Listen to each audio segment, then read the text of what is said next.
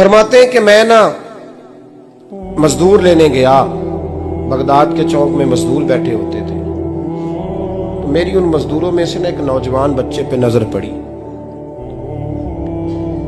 बड़ा कमजोर सा वजूद था, लेकिन चेहरे पर इबादत का निशान था। माथा बताता था कि नमाज का बड़ा ख्याल रखता है। मैं उसके करीब गया। चेहरे भी बड़ा कुछ बताते हैं ना, चेहरों में भी बड़ी रानाई होती है। फरमाते मैं करीब गया, मैंने उसको कहा बेटे मजदूरी करोगे? तो कहने लगा मजदूरों में बैठा हूं तो हुजूर मजदूरी के लिए ही तो बैठा हूं। तो मैंने कहा कि चलो फिर। कहने लगा नहीं, मेरी कुछ शर्तें। मैंने कहा बताओ? कहने लगा पहली शर्त यह है कि लोग 4 दिनार दिहाड़ी लेते हैं, मैं 3 दिनार लूंगा। मैंने कहा यार बे तो बड़ी बेहतरीन है, बाकी भी इस तरह की रख ले।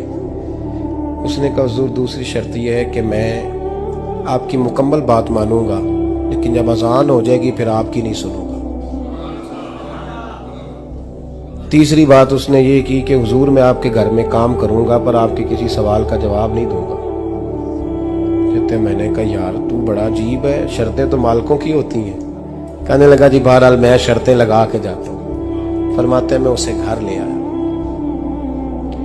काम मैंने उसको बताया, तो जो काम मजदूर सारे दिन में करता है ना उसने 2 घंटे में ही कर दिया। हमारे मजदूर सिगरेट पीने में भी तो आधा घंटा लगाते हैं, वो चाय पीने जाएं तो पौना घंटा वहां। उनको भी तो दयानतदारी करनी चाहिए कि नहीं करनी चाहिए? ने मुआहदा किया है ना जी, तो पूरा उतरना चाहिए ना। कहते 2 घंटे में। अब काम जब बंदा शुरू कराता है तो काम और निकल आता है। कहते काम मैंने उसको और बता दिया, वो करने लगा। उसने मिट्टी निकाल के रखी थी बाहर रास्ते में, तो अजान हो गई जोर की। उसने वहीं कुदाल छोड़ी कही और चलने लगा। तो मेरा बेटा कहने लगा इसको जरा बराबर कर दो। कहने लगा चुप कर जा, तेरे बाप से बात हुई थी, जब अजान होती है तो मैं किसी और की नहीं सुनता, सिर्फ अल्लाह रसूल की सुनता हूँ। कहते मस्जिद चला गया, नमाज पढ़ के आया तो दोपहर का वक्त था। मेरी बीबी कहने लगी इसको को खाना खा ले। कहते हमने कहा खाना खा लो, तो कहने लगा मैंने रोजा रखा हुआ, रमजान भी नहीं था, नफली रोजा रखा हुआ। फरमाते हैं शाम हुई, मैंने 3 दिनार दिए, तो मैंने कहा तेरा नाम क्या है? कहने लगा मैंने आपसे कहा था मैं किसी सवाल का जवाब नहीं दूंगा। कहते वो चला गया। अगले दिन मैं फिर लेने गया उसे, काम कुछ और निकल आए, तो लोगों ने बताया वो सिर्फ हफ्ते वाले दिन आता है। मैंने कहा क्यों? कहने लगे जी वो कहता है मेरा हफ्ते का खर्चा 3 दिनार है, जब 3 दिनार कमा लेता हूं तो बाकी सारा टाइम अल्लाह रसूल की जिक्र में गुजार दिया करता हूं।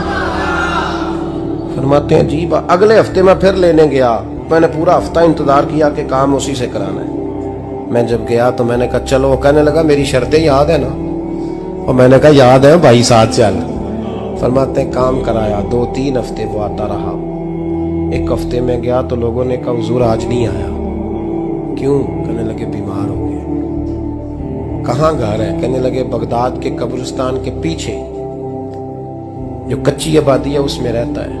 फरमाते मैं गया, दरवाजे पे दस्तक दी तो कहने लगा हुजूर आप हैं? दरवाजा खोला है, आ जाइए।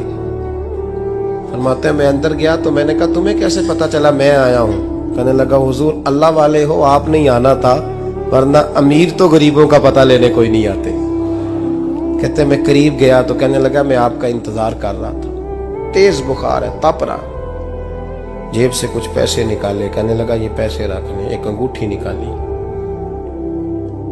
कहने लगा हुजूर आज रात को मेरा इंतकाल हो जाएगा, इन पैसों का कफन खरीद के सुबह जनाजा पढ़ के मुझे दफन कर देना, और जब दफन करो तो ये अंगूठी लेके असर के बाद हारून रशीद के पास जाना। आप उसे कहना मैंने मिलना है, पर वो आपको टाइम नहीं देगा। आप उसको आवाज दीजिएगा कि तेरी एक अमानत है मेरे पास, फिर वो आपसे मिलेगा तो अंगूठी दे दें, फिर आप मेरी तरफ से फारिग हैं। हजरत फरमाने लगे तेरा नाम? और कहने लगा हुजूर वक्त थोड़ा है, आज रात मैंने जाना है, बड़ी लंबी माफी मांगनी है रब करीम से, अगर मुनासिब समझे तो मुझे अपने रब से तन्हाई कर दे। फरमाते हैं मैं आ गया, पर उसकी बातों ने मुझे सारी रात सोने नहीं दिया।